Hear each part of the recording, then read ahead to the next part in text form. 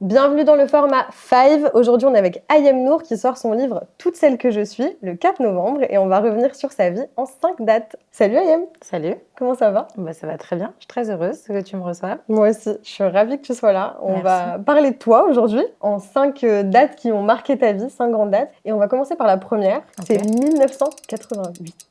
Ma date de naissance. Exactement. Est-ce que tu peux me raconter un petit peu ton enfance? En quelques mots, mon enfance, j'ai eu le sentiment qu'elle a été un peu en dents de scie. Moi, j'étais une petite fille très mature, très autonome, très indépendante et hypersensible, femme que je suis aussi devenue. J'ai eu une enfance qui a été cool, mais qui a été cool en apparence et non pas en profondeur. On me faisait miroiter que tout allait bien, alors que c'était pas forcément le cas. Ça reste des séquelles, des fêlures, des blessures que tu vas comprendre après, que moi j'ai compris très tard. Sur le coup, pour moi tout allait bien, mes parents avaient un restaurant, j'étais inscrite au patinage artistique dans des écoles privées, tout se passait bien et pourtant, en parallèle, mes parents se disputaient, se chamaillaient. Moi j'étais très amoureuse de mon père. Donc je ne percevais pas forcément ses failles et pourtant j'ai beaucoup cherché des hommes comme mon père qui étaient des séducteurs, qui étaient charmeurs, qui étaient très présents, donnant de l'amour, mais parfois absents, sans donner de réponse, sans donner d'explication. Et j'ai reproduit un peu ça.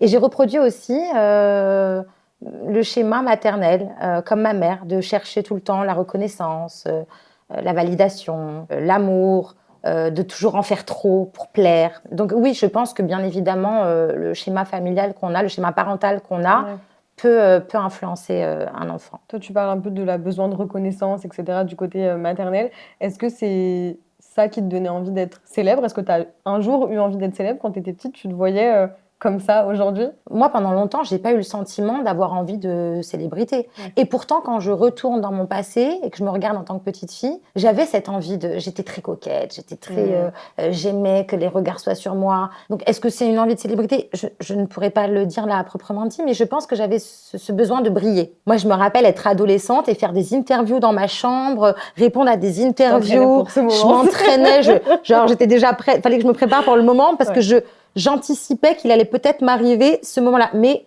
en soi, te dire oui, j'avais envie de célébrité, non, je n'avais pas conscience. Et puis après, une fois que tu la vis, la célébrité, tu te rends compte que tu n'avais peut-être pas forcément envie de ça parce que quand tu es petite fille, tu ne peux pas anticiper les conséquences que sont la célébrité. On arrive déjà rapidement à la deuxième date. La deuxième date, justement, elle a un rapport avec tout ça. C'est 2011. 2011, c'est mon arrivée sur TF1. Exactement. Mon arrivée sur TF1, oui. Secret Story. Mon entrée, oui. Dans Secret Story. Est-ce que tu t'en rappelles? Je m'en rappelle très bien. Je m'en rappelle très bien. Puis même si je voulais pas m'en souvenir, on ne cesse de me le rappeler.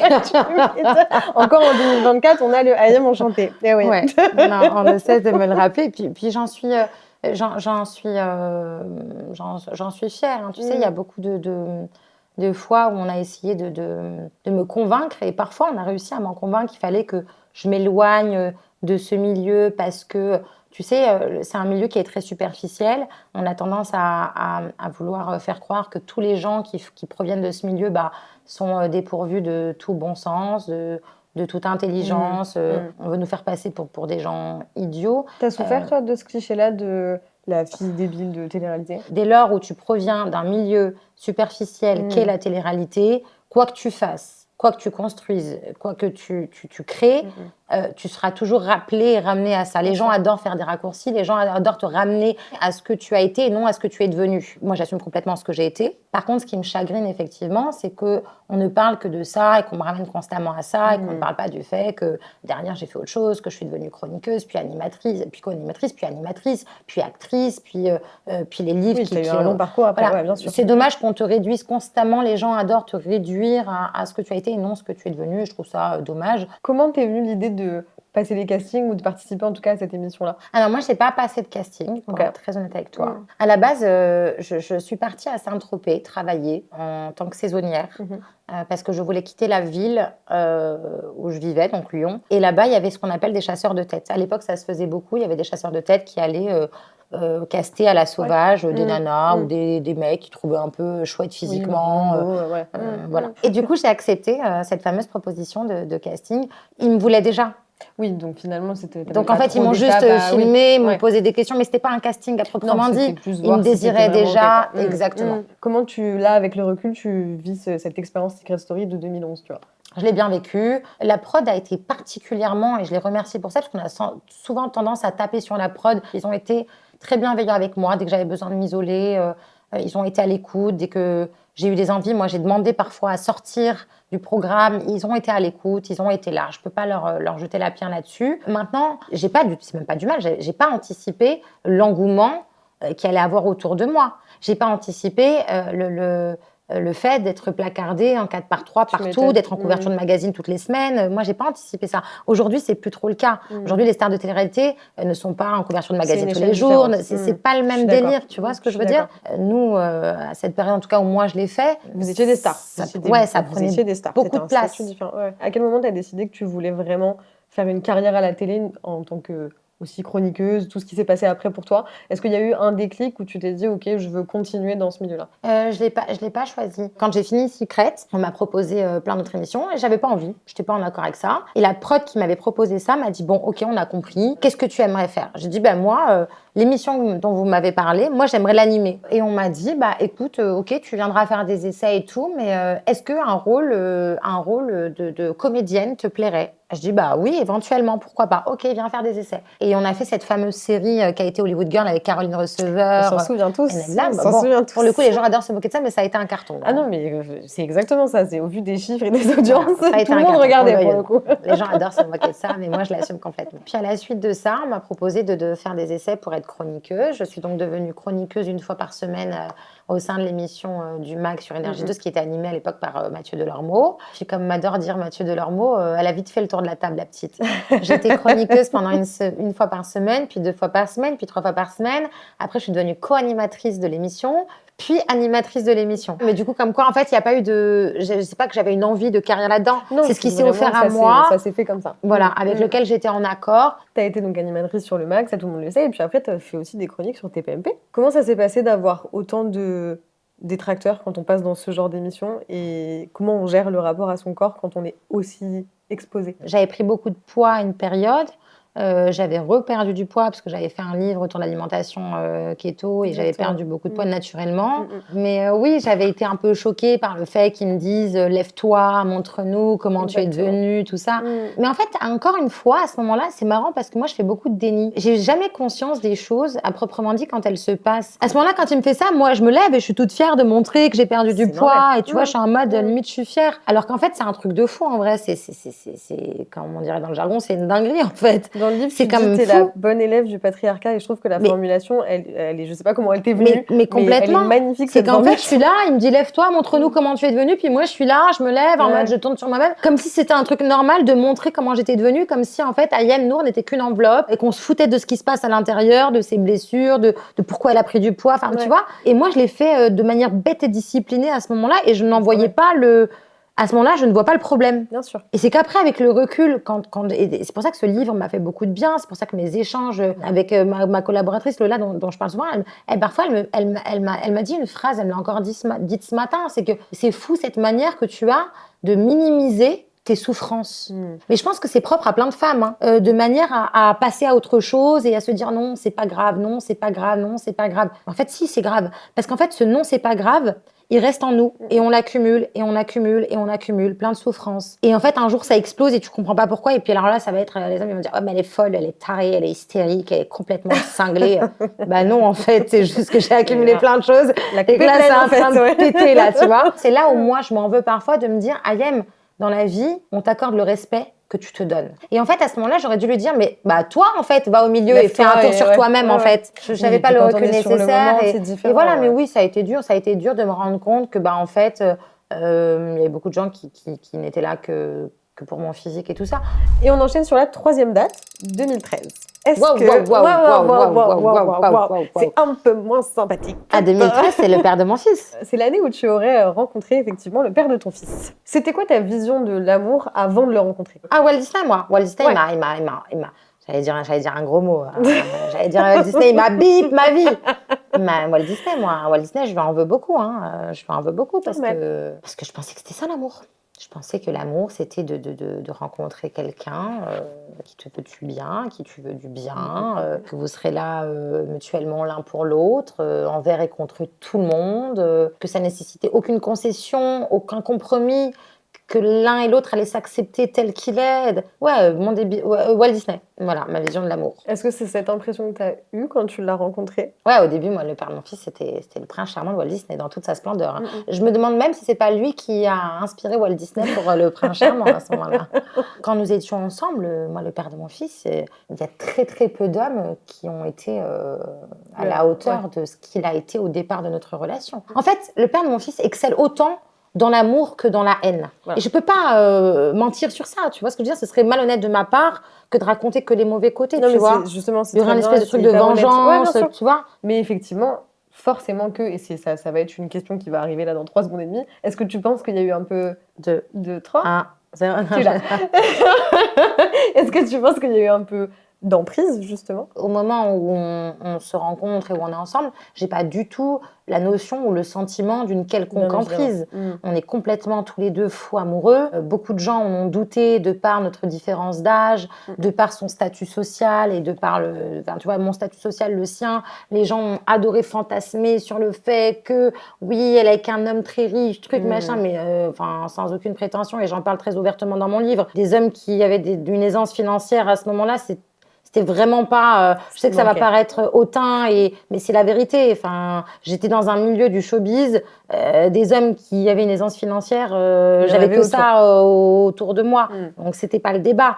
Lui, il apportait autre chose. Il apportait, moi, le fait qu'il soit plus âgé. Il y avait un côté paternel, un côté rassurant, une épaule sur laquelle me reposer, parce que c'est super d'être avec un homme qui prend soin de toi, qui est gentleman, qui a les moyens d'être gentleman et de prendre soin de toi, certes. Mais l'argent ne fait pas tout dans la vie. T'as des hommes qui ont l'aisance financière, mais ils ont aucune éducation, aucune élégance dans tu vois ce que je veux dire? Dans la manière de faire, tu vois? Alors que tu as des mecs qui vont avoir moins de moyens, mais qui vont se saigner pour aller avoir des petites attentions pour toi, t'offrir un bouquet de fleurs, une boîte de chocolat, qui vont avoir l'élégance et l'éducation du côté de gentleman. Moi, il avait les deux. Alors imagine le bordel. Mon père me dit souvent une phrase, il m'a toujours dit, tu sais ma fille, tu ne dois pas t'en vouloir de vouloir un homme qui est sécurisant. La réussite financière crée un sentiment de sécurité, cette sécurité est forcément aphrodisiaque et apaisante pour une femme, tu vois. Et les gens ont du mal avec ça, parce que tout de suite, le fait de dire, moi je veux être avec un homme qui gagne bien sa vie, qui sécurise notre famille, ça crée une espèce de truc de, ouais, elle est vénale, ouais, elle est intéressée, mais pas du tout en fait. J'ai le droit d'avoir un homme qui se bat, qui est ambitieux, qui veut prendre soin de nous, qui veut assurer nos arrières. Il y a quoi de mal à ça? Je trouve qu'on mélange tout, en fait. Toi, on t'a beaucoup, en tout cas dans les médias et les journalistes, t'ont beaucoup accusé, entre guillemets, d'être avec un homme riche, avec cet homme-là pour l'argent. Et pourtant, je gagnais très bien ma vie. À cette époque-là, mais bien sûr, à ce moment-là, t'étais... Ah oui, je gagnais très bien ma vie, j'étais à la tête d'une émission qui cartonne. Et puis d'ailleurs, le papa de mon fils m'a beaucoup reproché de ne pas arrêter de travailler. Donc si j'avais voulu que tirer profit de ça, j'aurais cessé de travailler. Tu penses que ça... On te l'a dit comme ça parce que tu étais une femme aussi, dans le sens où c'est beaucoup plus facile de dire à une femme...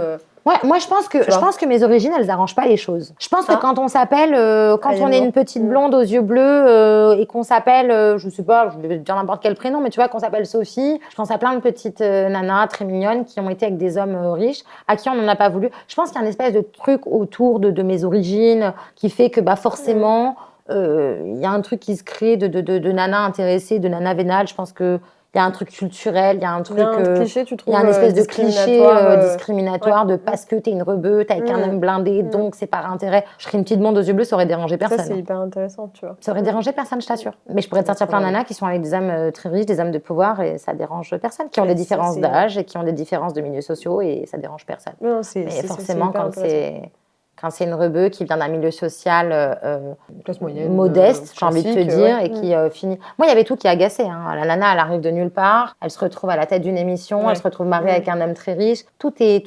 agaçant. Trop d'un coup, Et à l'inverse, tout est inspirant aussi. Parce qu'en fait, peu importe d'où tu viens, peu importe qui tu es, tu peux aspirer à tout et à plein de choses. Vraiment, je pense que c'est un prisme hyper intéressant, tu vois, de se dire que potentiellement, effectivement, tu as été victime de beaucoup de commentaires, de un, parce que tu es une femme, mais aussi de deux, parce que tu t'appelles Ayem Nour. Ouais, puis je pense que c'est la facilité. Je pense que les gens aiment bien les raccourcis. Moi, le père de mon fils et moi, nous étions très, très amoureux. Et on n'avait strictement rien à faire de ce qui pouvait se dire, des clichés qu'il pouvait y avoir autour de nous, de la différence d'âge, de la différence du milieu social. À aucun moment, les commentaires des gens nous ont impactés. Donc voilà, j'avais pas le sentiment à ce moment-là d'être sous emprise, pour reprendre ta question, mais je l'étais.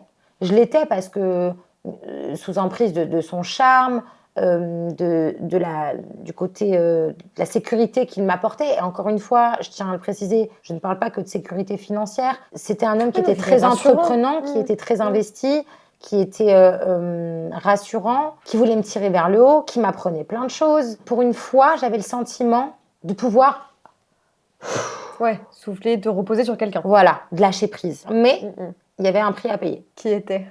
C'est ça la question. Oui. Et c'est pour ça qu'on en vient à l'emprise. Et c'était ne plus être décisionnaire de mes envies, de mes choix, de ma liberté, de mes volontés. Moi, il m'avait changé toute ma garde-robe. Il avait décidé que je ne pouvais plus porter ça, parce qu'à un moment donné...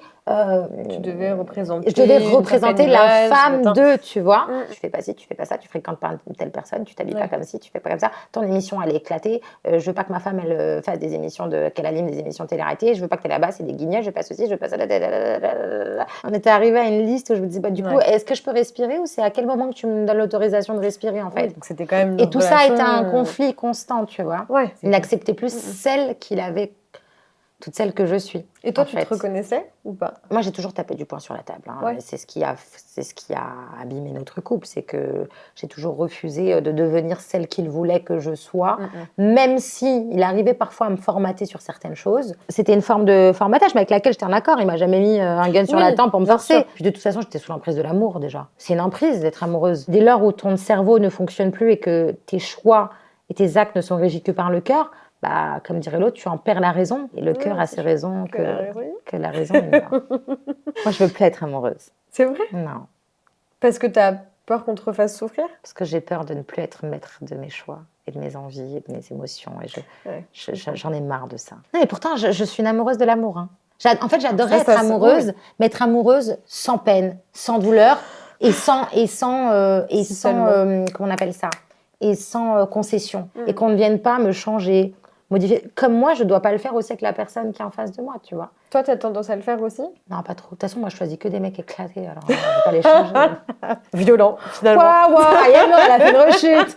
C'est la peste de Secret Story qui est de retour. Non, mais quand je dis que des mecs éclatés, je me comprends. C'est pas ça. C'est que, en fait, c'est pas des mecs éclatés. Pardon pour vous tous, les gars. C'est que des hommes qui ne me correspondent pas. C'était certainement des mecs géniaux. Je n'ai pas eu le temps de l'observer et de le voir. C'est juste que c'était pas des mecs pour moi. Mais ils correspondent certainement très bien à d'autres nanas. La preuve, c'est qu'ils ont tous refait leur vie après moi. Il y a une différence entre les hommes qui te plaisent, que tu veux, et les hommes qu'il te faut. Exactement. Et moi, ça a été ça mon problème pendant longtemps. J'ai beaucoup choisi des hommes que je voulais, qui me plaisaient, alors que je savais pertinemment que cet homme ne me correspondait sur rien. Parce que j'avais tout le temps besoin de faire ma propre expérience. On était en 2013. Ouais. On passe 10 ans plus tard, en 2023. C'est l'année des conflits. Exactement. Comment on passe justement de là, tu nous racontais un petit peu le début de votre histoire, etc. Comment on passe de ça à la guerre qu'il y a eu entre ton ex et toi? Je l'ai détesté quand les conflits ont surgi. Je l'ai détesté quand il a essayé de m'éloigner de notre fils. Je l'ai détesté quand il a... pas fait la part des choses entre nos conflits d'adultes et nos rôles de parents. Et j'ai détesté le détester. Je pense qu'il y a des séparations qui peuvent bien se passer, tu vois. Je pense qu'on n'est pas obligé de se faire la guerre quand on se sépare. Bon, lui, il le voyait d'un autre œil. Il va certainement voir cette interview et il détestera que je dise ça, mais quand on a un homme de pouvoir, quand on n'a pas l'habitude qu'on nous dise non, quand on n'a pas l'habitude qu'on nous tienne tête, ça crée des espèces de frustrations et ça engendre... une animosité qui nous fait perdre tout bon sens. Donc comment j'ai vécu ça?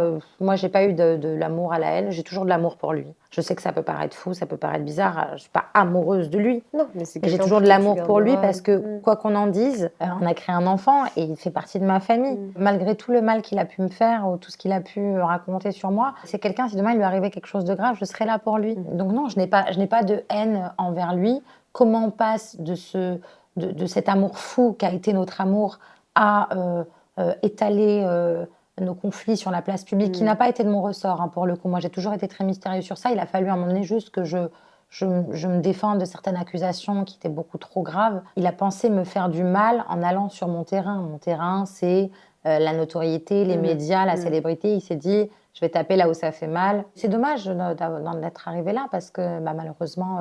Notre enfant va grandir. Les réseaux et Internet, c'est quelque chose qui reste. Mon enfant n'a aucune conscience des conflits qu'il peut y avoir entre son papa et moi. Moi, je me suis efforcée chaque jour de le garder dans un espèce de cocon où il n'y a aucune critique de son papa devant lui. Il aura tellement eu le temps plus tard de se rendre compte de la mocheté de la vérité des choses, j'ai envie de te dire. Mais c'est pas à moi de lui expliquer tout ça. C'est pas à moi de juger son père dans ses Oui, non, choix. je comprends. Il y a eu des accusations qui ont été très graves, notamment une accusation de la part de ton ex-mari de, je cite, kidnapping. Est-ce que tu as peur de l'après, de un jour, s'il tombe sur toutes ces accusations et ces mots justement très forts, tu vois? Là, mon fils a vu ça. Il a vu ça? Il a vu ça malgré moi parce que nous étions à l'aéroport et que j'étais en couverture de magazine. Et il y avait marqué Ayam Nour accusé du kidnapping de son enfant, du kidnapping de son fils. Et j'étais en couverture avec le père de mon fils. Et mon fils a vu ça. Moi, j'avais même pas vu. Il m'a dit maman. Il me dit papa et toi, vous êtes en couverture de magazine. Vous êtes sur le magazine. Il n'avait pas utilisé le terme couverture. Il a dit vous êtes sur le magazine et tout. Donc moi, je vois ça et je suis pas bien parce que je sais pas quoi lui dire, je sais pas comment lui expliquer. Il commence à comprendre que sa maman est connue. Je l'ai beaucoup moi préservé tout ça. Il me dit mais maman, pourquoi il y a marqué kidnapping? Je lui dis je sais pas chérie. Et puis là, je suis dépassée. J'ai pas les mots. Tu sais, en tant que maman, on n'a pas forcément les bonnes réponses, le mode d'emploi et tout. Il me dit mais maman, mais c'est n'importe quoi ça. Mais comment une maman elle peut kidnapper son enfant? Et quand il m'a dit ça, mon fils, je me suis dit, mais c'est pas la plus belle des réponses. Alors, lui, il le dit comme ça, avec des mots d'amour, mais juridiquement parlant, en fait, il n'y a pas de kidnapping. On est en train de parler d'un enfant dont j'ai la garde. Avec une décision de justice, il n'y a aucun kidnapping. Le père de mon fils, c'est un homme d'affaires brillant, qui a une certaine éloquence et qui aime user et abuser des mots. Même lui-même sait qu'il n'y a pas de kidnapping. Il n'y a pas de kidnapping. On est en train de parler d'une histoire d'un couple qui est séparé. Le papa avait une garde, un droit de visite et d'hébergement pour la période de vacances scolaires. Il l'a eu. Il a refusé après que je récupère l'enfant. Il a gardé le passeport. Puis il a commencé son petit chantage.